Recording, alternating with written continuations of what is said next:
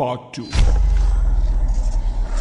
और उसके बाद वो जंगल एक बार फिर से सुमन की चीखों से गूंज उठा। लेकिन आज की रात सुमन की चीखों को सुनने वाला वहां पर कोई भी नहीं था। अगर वहां पर कोई मौजूद था तो बस हरिया, जो कि अब एक भेड़िए में बदल चुका था। सुमन के बालों को पकड़कर घसीटते हुए वो जंगल के बीचों बीच एक जगह पर ले जा रहा था। अगली सुबह गांव में। अरे भाई, पता नहीं क्या बात है, अपने गांव का हरिया किसान और उसकी पत्नी सुमन दोनों गायब हैं। दोनों का कोई अता पता नहीं। अरे कैसी बातें कर रहे हो भाई, ये कब हुआ है? अरे पूरे गांव में खबर फैली पड़ी है। कल रात को दोनों खेत की तरफ जा रहे थे, लेकिन लौटकर आए ही नहीं। तो हो सकता है अपने खेत पर होंगे। पूरा गांव ढूंढ कर आया है भाई। जानते हो क्या मिला वहां पर? क्या हुआ भाई? क्या मिला? बताओ हमें, क्या मिला? अरे हरिया की पत्नी सुमन के कपड़े पड़े हुए थे। शरीर का एक एक कपड़ा फटा हुआ झोपड़ी के बाहर पड़ा था, लेकिन दोनों पति पत्नी का कोई पता ठिकाना नहीं था। अरे भाई, लेकिन उसका जो दोस्त है ना रामू किसान, उससे पता करके आते हैं ना। अब तक तो दोनों साथ ही खेत पर जाया करते थे। हाँ, हमें उसके घर जाना चाहिए भाई। चलो चलो वहाँ चलते हैं, चलो। वो सारे लोग रामू के घर पर पहुंचते हैं। रामू अपने घर के बाहर बैठकर हुक्का पी रहा था। आज सारे के सारे लोग टोली बनाकर मेरे घर क्यों आ रहे हैं? क्या कोई मर गया क्या भाई?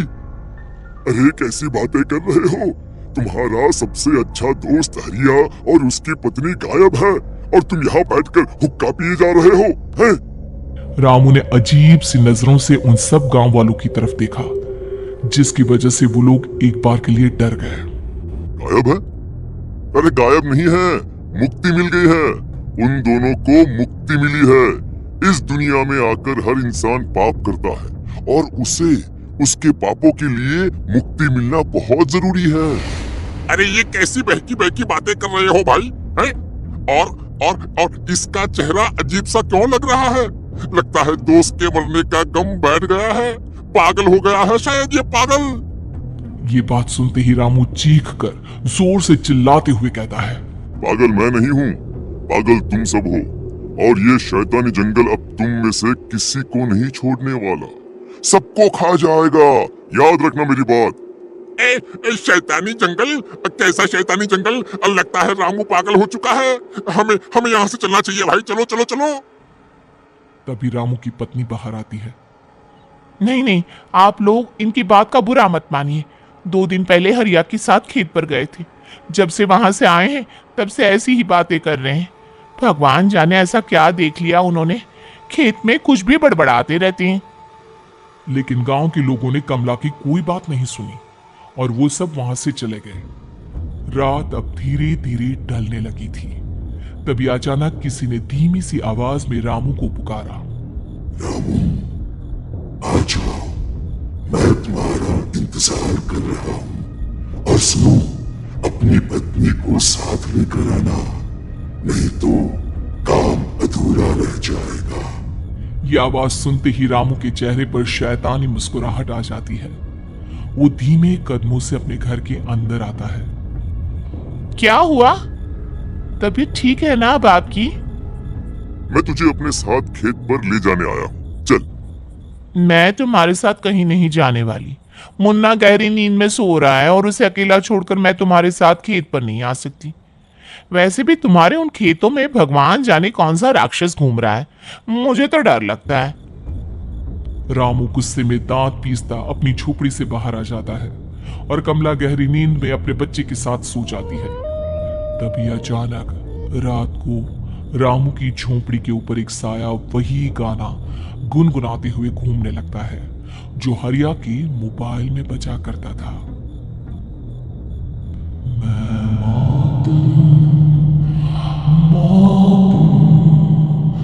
मौत जो पसरी है चारों, जो आएगी कहीं से भी निकल जाएगी सबको। मैं मौत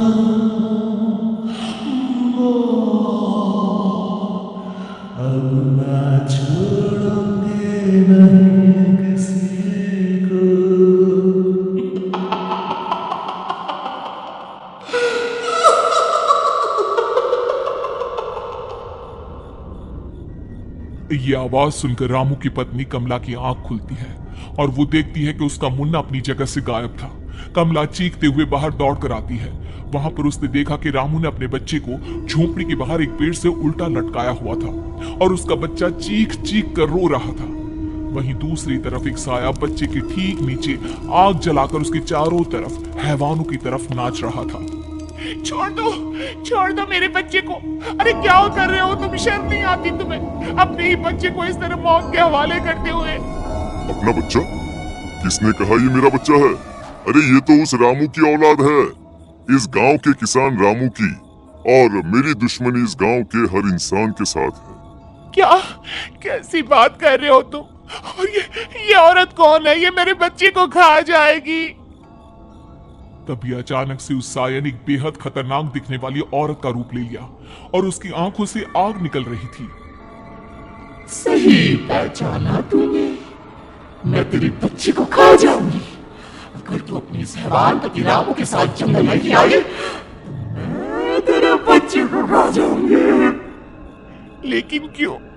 आखिर क्या चाहती हो तुम मुझसे? मुझे जंगल क्यों ले जाना चाहती हो? औरत बुरी तरह से ठहाके मार मार कर जोर जोर से हंसने लगी और साथ में रामू भी। ये तो तुझे वहां चलने के बाद ही पता चलेगा ना। अगर तू नहीं आई तो थोड़ी देर में तेरा ये बच्चा आग में जलकर मर जाएगा। चल जल्दी। नहीं नहीं, मेरे बच्चे को छोड़ दो। तुम जहाँ कहोगे मैं तुम्हारे साथ चलने के लिए तैयार हूँ। और उसके बाद उस बच्चे को झोपड़ी में लिटाकर आगे आगे वो साया चल रहा था और उसके पीछे पीछे रामू अपनी पत्नी के बाल पकड़कर उसे घसीटते हुए जंगल की तरफ ले गया। जंगल में जाने के बाद, कितनी खूबसूरत हो तुम। आज की रात बस तुम और मैं एक दूसरे के साथ रहेंगे। मुझे तुमसे बहुत डर लग रहा है। तुम्हें क्या हो गया है? तुम तो बिल्कुल ठीक थे। वो होगा जो हमारे बीच होना चाहिए।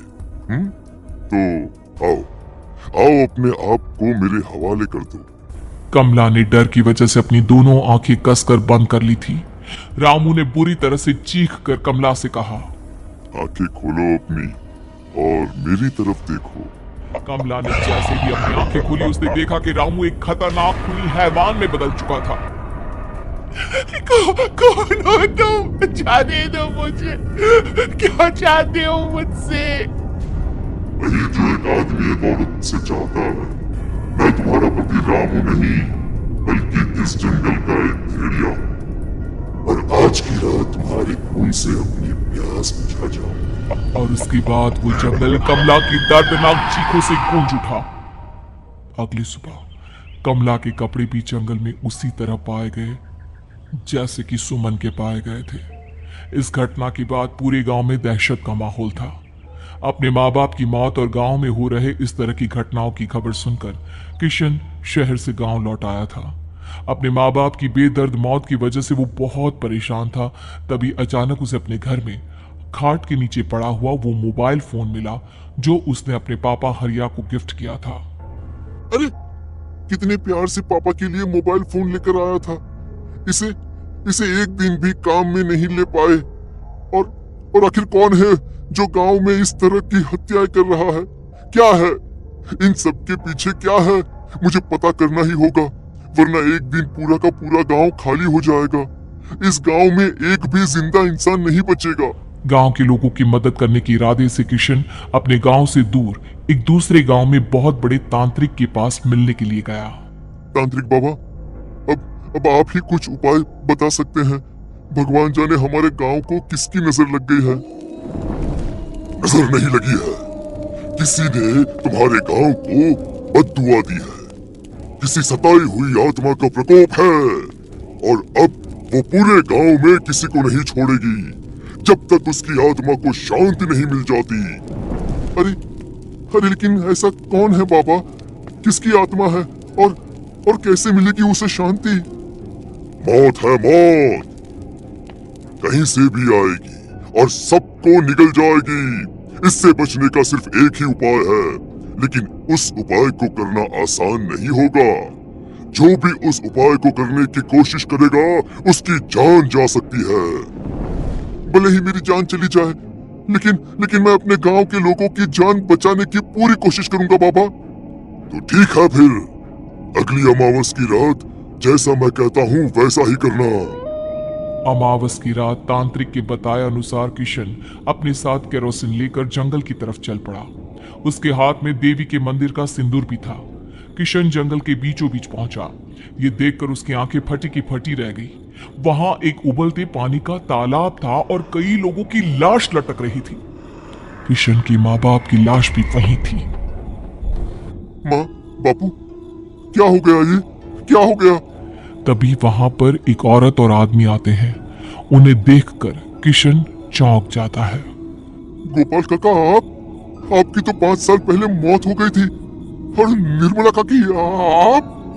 हाँ, मौत तो हो गई थी, लेकिन तुम ये नहीं जानते कि हमारी मौत कैसे हुई थी। क्या कहना चाहते हैं आप? कुछ नहीं, बस ये जान लो कि अब इस गांव में कोई जिंदा नहीं बचेगा। लेकिन क्यों काकी? क्योंकि 5 साल पहले इन गांव वालों ने मुझे डायन बताकर पत्थर मार मार के मार डाला। मेरी कोई गलती नहीं थी। गांव का एक बच्चा क्या लापता हुआ, सारा इल्जाम मेरी पत्नी पे डाल दिया। और जब मैंने निर्मला की जान बचाने की कोशिश की तो मुझे भी मार डाला। आपके साथ ये बहुत गलत हुआ काकी, लेकिन आप जो कर रहे हैं वो भी सही नहीं है ना? तुम यहाँ से चले जाओ वरना तुम भी नहीं बचोगे। हमारी आत्मा पिछले 5 साल से मुक्ति के लिए भटक रही है। चले जाओ यहाँ से। मौका देखकर किशन सिंदूर उन दोनों के ऊपर डाल देता है। उनका शरीर जलने लगता है और वो भयानक तरीके से चिल्लाने लगते हैं। अगले ही पल किशन उनके ऊपर केरोसिन डाल देता है और वो दोनों जल जाते हैं। किशन अपने माँ बाप और दूसरी लाशों का अंतिम संस्कार करवाता है और अपने घर लौट आता है। लेकिन वो अभी भी इस बात से अनजान है कि मोबाइल अभी भी बज रहा था।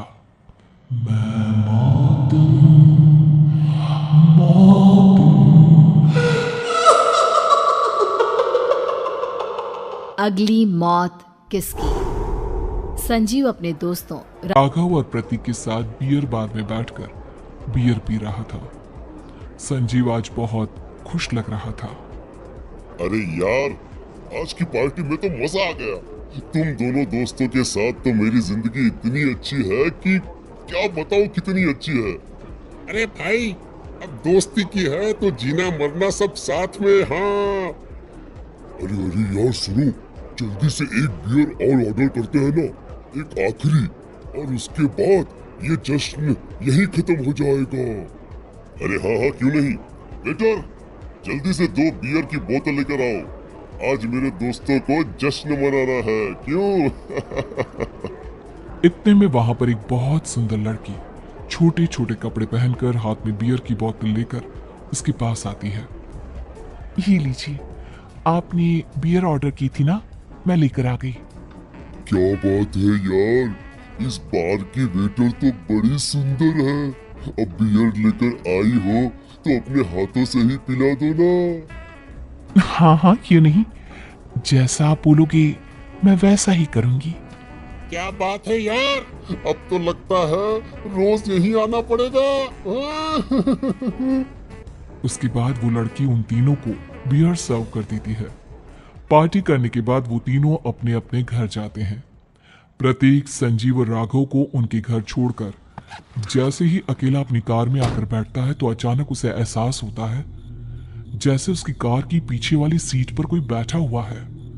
वो तुरंत पीछे मुड़कर देखता है। तुम यहाँ क्या कर रही हो? और तुम मेरी कार में कब आई? अरे तुम तो बार में वेटर थी ना। बस ऐसे ही मेरा दिल कर रहा था आपके साथ आपके घर चलने का, इसलिए मैं आपके साथ चली आई। अरे लेकिन तुम मेरी कार में आई कब? अभी कुछ देर पहले तो यहाँ पर मेरे दोस्त बैठे हुए थे। प्रतीक के इतना बोलते ही उस लड़की का चेहरा खतरनाक तरीके से बदल जाता है। उसकी आंखें पत्थर की तरह सफेद और पूरे शरीर पर नीली नीली नसें उभर आती है। गाड़ी चलाओ। पूरी स्पीड में चलाओ, और अगर तुमने गाड़ी रोकने की कोशिश भी की तो मुझसे बुरा कोई नहीं होगा। डर की वजह से प्रतीक के पसीने छूटने लगते हैं। उसका शरीर बुरी तरह से कांप रहा था। प्रतीक बिना कुछ सोचे समझे कार को फुल स्पीड से चलाना शुरू करता है। चलते चलते वो शहर से दूर एक पहाड़ी पर पहुंच जाता है और सामने अब सिर्फ पहाड़ी का किनारा दिख रहा है, जिसे देख प्रतीक घबराकर अचानक से कार को ब्रेक लगाता है। देखो देखो देखो देखो, मुझे छोड़ दो मुझे। अगर अगर मैंने गाड़ी जरा सी भी आगे बढ़ाई तो हम दोनों नीचे गिरकर मर जाएंगे। ये तो तुम्हें पहले सोचना चाहिए था ना। अब कुछ नहीं हो सकता।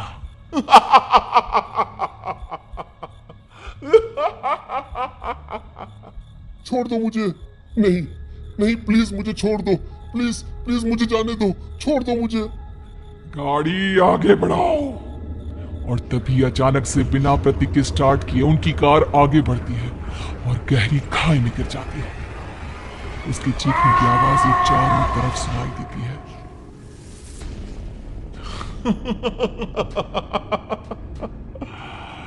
तुझे मारकर मेरे कलेजे में जल रही आग को थोड़ी शांति तो मिल गई, लेकिन अभी ये कहानी खत्म नहीं हुई।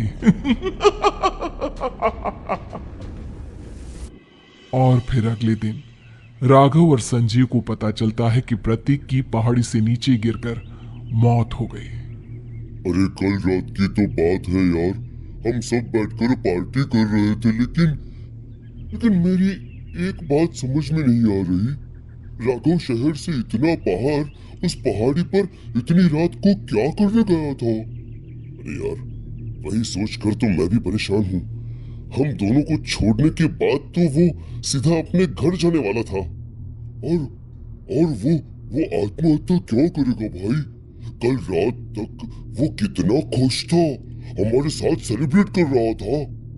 हाँ, लेकिन पुलिस ने तो यही कहा है कि प्रतीक ने अपनी कार को जानबूझकर पहाड़ी से नीचे गिरा दिया और आत्महत्या कर ली। अरे यार संजीव, मेरी तो कुछ भी समझ में नहीं आ रहा है। चल ठीक है, अब मैं अपने घर जाता हूँ। Okay, bye. राघव अपने घर में अकेला था। दोपहर का वक्त था।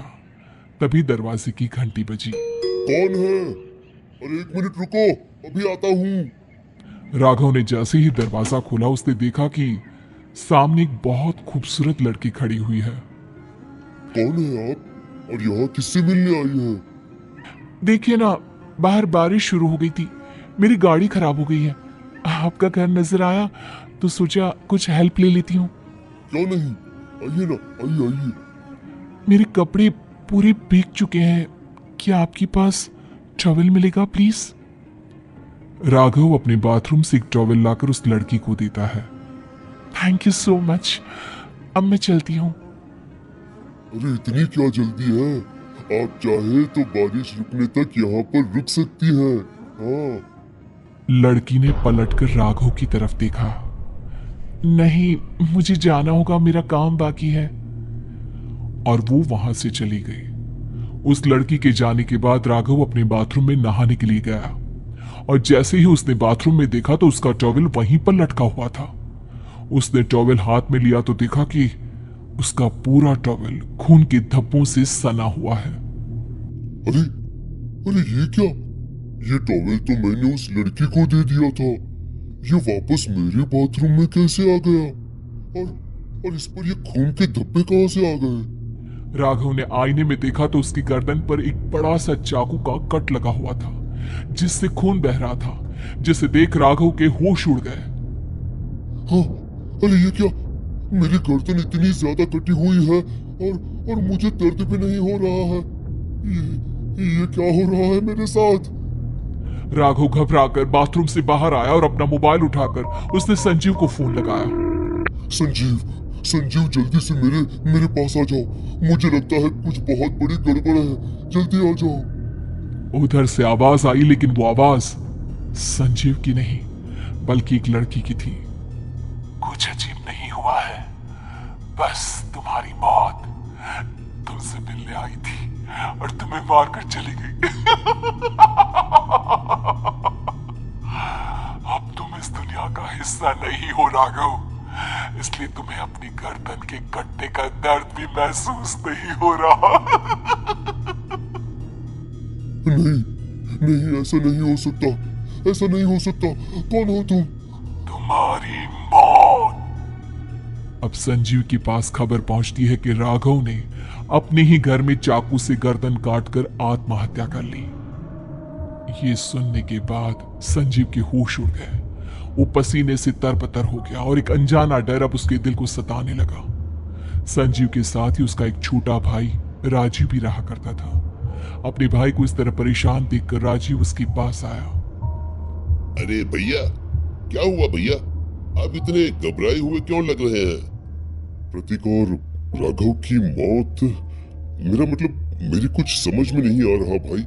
अचानक से मेरे दोनों दोस्तों ने आत्महत्या क्यों कर ली? अरे वो तो मेरी भी समझ में नहीं आ रहा है भैया। हाँ, हो सकता है कि कोई परेशानी होगी और इसीलिए उन्होंने ऐसा किया होगा। हाँ, लेकिन दोनों की जिंदगी में एक साथ परेशानी और दोनों का इतनी खतरनाक तरीके से आत्महत्या करना, कहीं कहीं ऐसा तो नहीं मैं भी मर जाऊंगा? अरे आप ऐसी बातें क्यों कर रहे हैं भैया? वैसे ही मैं इतना परेशान हूँ। जब से अंजलि ने मेरा साथ छोड़ा है तब से सब कुछ बहुत अजीब सा हो गया है।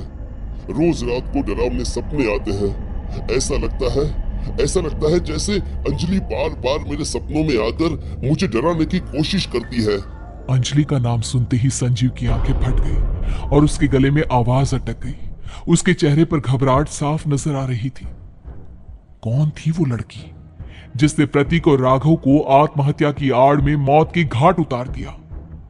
और कौन थी अंजलि जो बार बार राजीव के सपनों में आकर उसे डरा रही थी? अंजलि का नाम सुनकर संजीव इतना घबरा क्यों गया? इन सवालों की जवाब जानने के लिए देखिए इस खतरनाक कहानी का अगला भाग। बहनों की लालची भाभी। करिश्मा, रेशमा और मनीषा 3 बहनें हैं। उनका एक भाई भी है, मयंक। मयंक अपनी बहनों को बहुत प्यार करता है, लेकिन मयंक की पत्नी सविता इस मामले में मयंक से बिल्कुल ही अलग है। वो अपनी ननदों का जितना बुरा कर सकती है उतना बुरा करती ही रहती है और अपनी ननदों पर हुक्म भी चलाती है। करिश्मा, करिश्मा, तुमने अभी तक नाश्ता नहीं बनाया? तुम्हारे भैया को ऑफिस जाने में देर हो रही है। हाँ भाभी, बस अभी बनाती हूँ। करिश्मा, तुम ये ढीलापन छोड़ दो। कल को पराये घर जाना है। वहां अगर तुम इस तरह से काम करोगी तो लोग क्या कहेंगे कि माँ ने और भाभी ने कुछ सिखाया नहीं। और तुम्हारी दोनों बहनें कहाँ है? रेशमा मार्केट गई है और मनीषा सो रही है। क्या? सुबह के 8 बज रहे हैं और ये महारानी अभी भी सो रही है? ये कहते हुए सविता अपनी सास दुर्गा देवी के पास जाती है। माँ जी, देख रही हो अपनी बेटियों के तौर तरीके? क्या हुआ बहू? सुबह सुबह क्या कर दिया मेरी बेटियों ने? अरे एक तो अभी अभी उठकर किचन में गई है, दूसरी सुबह सुबह बाहर चली गई और तीसरी अभी तक सो रही है। क्या करूं मैं इन तीनों का? मैं तो परेशान हो गई हूँ। जा जाकर उठा उसे और रेशमा से मैं बात करती हूँ। सविता सीधा मनीषा के कमरे में जाती है और उससे कहती है, महारानी जल्दी उठो, सूरज सर पर आ गया है। भाभी, थोड़ी देर और सोने दो ना। मैं रात को लेट सोई थी। वो क्या ना, यूनिट टेस्ट चल रहे हैं। शराफत से उठती है या नहीं, या फिर पानी की भरी बाल्टी डालूं तेरे ऊपर? नहीं भाभी, मुझे बिस्तर में नहीं लाना, उठती हूँ मैं। मनीषा जल्दी से उठकर बाथरूम में चली जाती है। सभी आराम से बैठकर नाश्ता कर रहे होते कि तभी रेशमा बाजार से हाथ में सामान लिए आ जाती है। रेशमा को देखते ही सविता उस पर बरस पड़ती है। लो, आ गई महारानी। ऐसा भी क्या सामान लाना था जो सुबह आंख मलते ही बाजार की तरफ रवाना हो गई? भाभी, कल आप ही तो चीख रही थी कि घर का सारा सामान मुझे ही लाना पड़ता है, घर में किसी को भी किसी काम से कोई लेना देना नहीं है। अब मैं बाजार जाकर सामान ले आई तो आपको इस बात से भी तकलीफ हो रही है? देख रही हो माँ जी, अपनी बेटी की जुबान कैंची से भी तेज चलती है। और मयंक, आप तो कुछ कहेंगे नहीं अपनी लाडली बहन को? रेशमा, अपनी भाभी से ऐसे बात नहीं करते। चलो माफी मांगो। भैया मैं क्यों माफी मांगू? आप भाभी से बोलिए ना कि हम पर कम हुक्म चलाया करे। हम इस घर की बेटियां हैं और आपकी पत्नी की ननद है, नौकरानी नहीं। लो कर लो बात। इनकी भलाई के लिए कुछ भी बोलो तो इन्हें बुरा लग जाता है। इस घर में यही इज्जत है मेरी। देख लो माँ जी, आपकी बेटी किस लहजे में मुझसे बात कर रही है। सविता वहां से चली जाती है। मयंक को बहुत गुस्सा आता है, वो भी वहां से चला जाता है। फिर करिश्मा रेशमा को समझाती है, रेशमा तुम्हें भाभी से माफी मांग लेनी चाहिए थी ना। लेकिन दीदी मैंने कुछ किया ही नहीं, तो मैं माफी क्यों मांगू? हाँ करिश्मा दीदी, रेशमा दीदी जैसे ही घर में आई भाभी ही उन पर चिल्ला रही थी। हाँ मैं मानती हूँ कि गलती भाभी की थी। मैं तो इसलिए बोल रही हूँ कि भाभी ने माँ को तो पूरी तरह अपने वश में कर लिया है। वो हमारी बात सुनती ही नहीं। मयंक भैया हमारे लिए हमेशा खड़े रहते हैं, इसलिए उनकी बात का मान तो तुम्हें रखना चाहिए था ना। कोई फायदा नहीं दीदी, कुछ दिनों की बात और है, भाभी उन्हें भी हमारे खिलाफ भड़का देंगी। फिर वो भी माँ की तरह हमारी किसी बात का विश्वास नहीं करेंगे। इसी तरह सविता अपनी तीनों ननदों को किसी न किसी बात पर परेशान करती रहती थी। एक दिन मयंक अपनी तीनों बहनों के लिए गिफ्ट लाया। करिश्मा ये तुम्हारे लिए हार का सेट, रेशमा तुम्हारे लिए सुंदर सी ड्रेस, और मनीषा तुम्हें किताबें पसंद है ना, तुम्हारे लिए किताबें लाया हूँ। थैंक यू भैया। थैंक यू भैया। थैंक यू भैया। करिश्मा तुम्हारा नेकलेस कितना सुंदर है, ये भैया कहाँ से ले आए होंगे? मैंने भैया को 3 दिन पहले फोन पर ये डिजाइन दिखाया था और आज भैया ये ले आए। सविता तो अपनी ननदों की गिफ्ट्स देखकर जल गई और करिश्मा का नेकलेस तो उसे भी बहुत पसंद आया था। अपनी बहनों के लिए कितना अच्छा नेकलेस लेकर आए हैं, मुझे कभी कोई गिफ्ट नहीं दिया। मैं आज ही ये हार चुरा लूंगी। रात में सविता करिश्मा का हार चुरा लेती है और इसी तरह उसे अपनी ननदों की जो भी चीज अच्छी लगती वो उसे मांगती नहीं, बल्कि रात के अंधेरे में चुरा लेती। इसी तरह दिन बीतते गए और सविता ने मयंक के दिल में भी उसकी बहनों के लिए नफरत पैदा कर दी। एक दिन मयंक ने करिश्मा और रेशमा के लिए रिश्ता देखा और ये बात उसने घर में सबको बताई। माँ, करिश्मा और रेशमा के लिए बहुत अच्छा रिश्ता आया है, वो लोग कल इन्हें देखने आ रहे हैं। आप और सविता मिलकर सारी तैयारी कर लेना। ये सुनकर करिश्मा और रेशमा खुश हो जाती हैं, लेकिन सविता सोचती है अगर इन दोनों बहनों की शादी हो गई तो घर और बाहर का काम कौन करेगा? मनीषा तो 1 नंबर की कामचोर है, उससे तो किसी बात की उम्मीद लगाना ही बेकार है। मुझे इस शादी को रोकना होगा। अगले दिन सभी लड़के वालों की स्वागत की तैयारी करने में लगे होते हैं। तभी मयंक अपनी बहनों से आकर कहता है, तैयार हो गई तुम दोनों? देखो दोनों लड़के बहुत अच्छे हैं, मैं कोई कसर नहीं छोड़ना चाहता, इसलिए तुम उनके सामने अच्छे से बिहेव करना और अपनी भाभी से लड़ने मत लग जाना। करिश्मा तुम वो नेकलेस पहन लो ना जो मैं तुम्हारे लिए लाया था। भैया मैं बहुत देर से वो नेकलेस ढूंढ रही हूँ, लेकिन मुझे मिल ही नहीं रहा। क्या तुमने नेकलेस खो दिया? तुम्हें पता भी है वो कितना महंगा था, तुम कोई काम ढंग से नहीं कर सकती। मयंक गुस्से में वहां से चला जाता है। थोड़ी देर बाद लड़के वाले भी आ जाते हैं। वो दोनों बहनों को पसंद कर लेते हैं और रिश्ता पक्का हो जाता है। लेकिन सविता के दिमाग में तो कुछ और ही खिचड़ी पक रही थी। वो पंडित जी के पास करिश्मा की कुंडली लेकर जाती है और उन्हें पैसे देकर करिश्मा की कुंडली बदलवा देती है। जब लड़के वालों के पास करिश्मा की कुंडली जाती है तो वो दुर्गा को फोन करते हैं। बहन जी, हमने करिश्मा की कुंडली अपने पंडित जी को दिखाई थी। आपकी बेटी की कुंडली नहीं बल्कि दोषों का पिटारा है। देखिए मैं और मेरे पति इन सब बातों में बहुत विश्वास करते हैं, इसलिए हम आपकी बेटी से अपने बेटे की शादी नहीं करा सकते। इस तरह करिश्मा का रिश्ता टूट जाता है और सभी घर वालों को बहुत दुख होता है। अब कविता सोचती है, चलो करिश्मा का तो रिश्ता टूट गया, अब रेशमा का भी रिश्ता तोड़ना है। क्या करूं? अब सविता आवाज बदलकर किसी अननोन नंबर से रेशमा के होने वाले ससुराल में फोन करती है।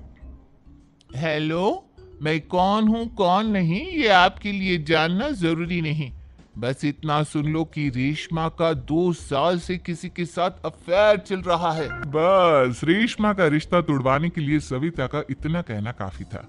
अब रेशमा का भी रिश्ता टूट गया। मयंक और दुर्गा देवी ने रेशमा को खूब खरी खोटी सुनाई और उससे बार बार उस लड़के के बारे में पूछने लगी। आप दोनों मुझे क्यों परेशान कर रहे हो? अरे कोई लड़का होगा मेरी लाइफ में तो मैं बताऊंगी ना, जब कोई है ही नहीं तो कहां से लाऊं मैं कोई लड़का?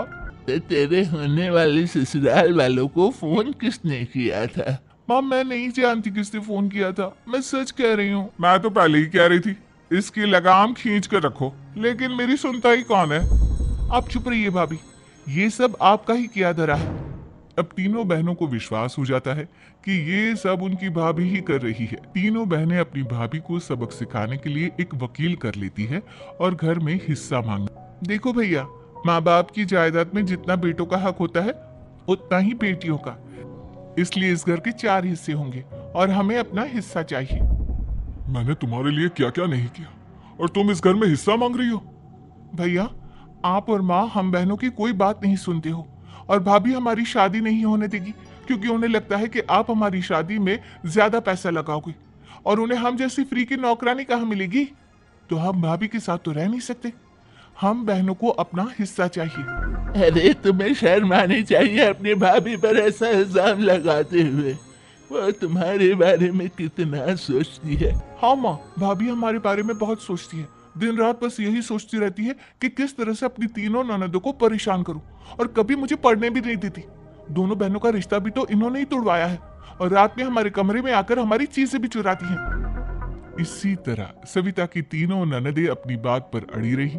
अब कोर्ट में तारीख भी शुरू हो गई।